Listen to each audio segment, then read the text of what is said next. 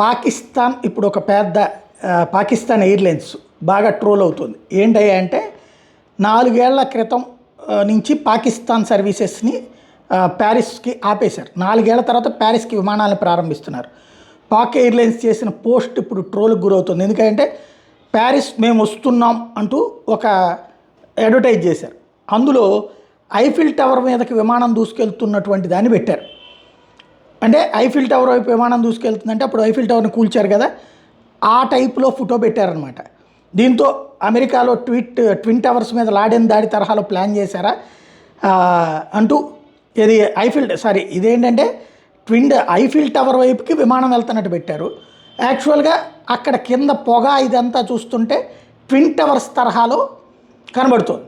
Twin టవర్స్ని అప్పుడు అమెరికాలోని twin టవర్స్ని bin Laden కూల్చడం, విమానాలతో తీసుకెళ్ళి కూల్చడం జరిగింది కదా, అదే టైపు అనేది వీళ్ళకి ఇప్పుడు నెటిజన్స్ పెద్ద ఎత్తున ట్రోల్ చేస్తున్నారు.